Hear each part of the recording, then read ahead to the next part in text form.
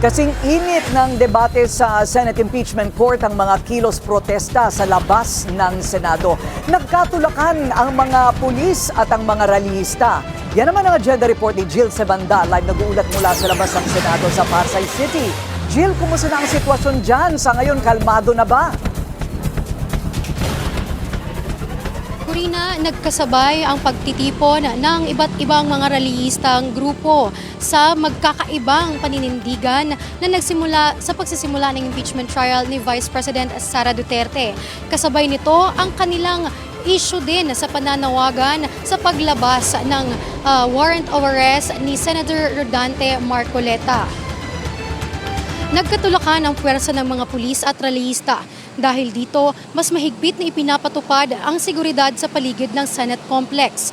Nag-deploy ang mga otoridad ng karagdagang pulis, naglagay ng mga harang at nagsagawa ng mahigpit na pagmomonitor para mapanatili ang kaayusan habang nagpapatuloy ang mga aktibidad sa labas ng gusali.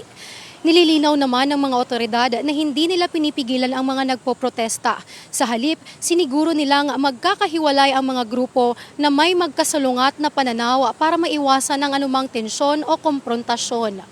Actually, inaalaw naman po natin yung protesters dito sa area, maliban lamang po dito sa mismong harap ng Senate Gate. Yun nga lang po, ginawa natin yun para paghiwalayin yung dalawang grupo kasi iniiwasan natin na magkaroon ng clash, magkaroon ng gulo palalo. So, binigyan natin ng daan para yung isa makamove, yung isang grupo makamove at maiwan yung kabilang grupo para magtigo sa silang side. Isa sa side dito sa may Seaside Boulevard at isa dito sa may Atang de la Ram.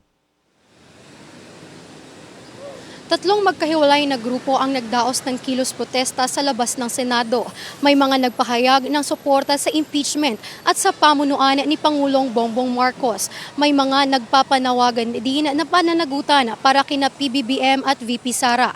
Habang may isa ring grupong naghayag ng tutol sa impeachment na nagpahayag ng suporta kay Vice Presidente.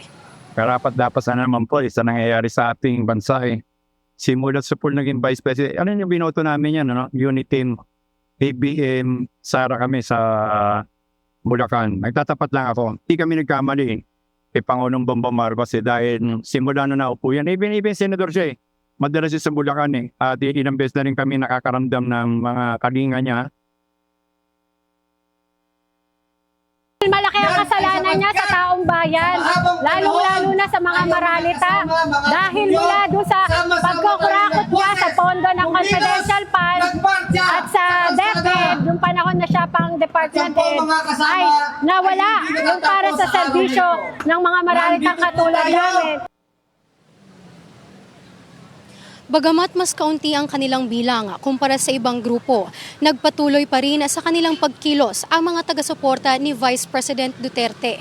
Iginiit nila ang kanilang paninindigan laban sa impeachment at nananawagan ng paggalang sa due process. Hindi, malaking hindi. Dahil wala namang nagawang pagkukulang ang ating pangalawang Pangulong Sara Duterte. Gusto nilang ma-impeach dahil sila yung mga komunista. Dahil matatapos at mawawakas ang kanilang istorya kapag naging Pangulo na si VP Sara Duterte.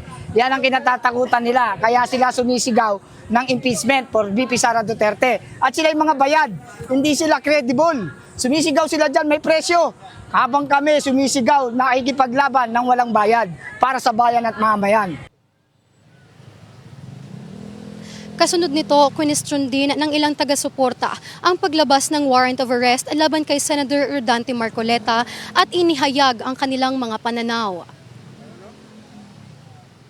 Ang masasabi ko po, bakit nauna pa si Mike Defensor at si Senator Marcoleta kaysa kay Dong Gonzales? And nakikita naman po natin sa social media na nangunguna pang kanin po si Dong Gonzales sa malaking natanggap ng flood control. Sana po itong bansang Pilipinas, maging patas na po yung batas. Walang kinikilingan. Habang nagsimula ang impeachment trial, nagkakaiba naman ang panawagan, sigaw at paninindigan ng mga nagtipong grupo na nanatiling mapayapa ang sitwasyon sa labas ng Senado sa ilalim ng mahigpit na seguridad na nagpababantay ng mga otoridad. Kurina, sa kasalukuyan ay kakatapos lang ng ibang rally ng mga grupo dito sa labas ng Senado at nag-pull out na rin yung ibang kapulisan dito sa labas gawa nga ng wala nang nagrarally dito. Kurina?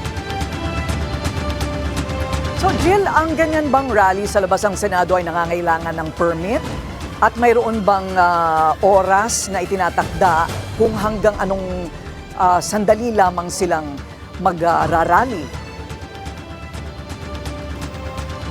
Kurina, wala namang sinabi ang mga otoridad na kinakailangan ng mag-secure ng permit ng mga rallyistang grupo sapagkat sila ay hinayaan daw ng ating mga otoridad na mag-rally dito sa labas ng Senado dahil ito'y mapayapa naman at wala namang ibang nangyaring kaguluhan ayon naman kay NCRPO spokesperson Hazel Asilo kanina. Hinayaan daw silang mag-rally dito sapagkat nilagyan nila ng magkaibang side yung magkakaibang grupo para hindi magkaroon ng clash. Sa ngayon, Kurina, wala pang sinasabi kung kinakailangan ba nilang mag-secure ng permit sapagkat gusto pa rin manaig ng ating mga otoridad ang kalayaan sa pananalita ng ating mga kababayan. Kurina?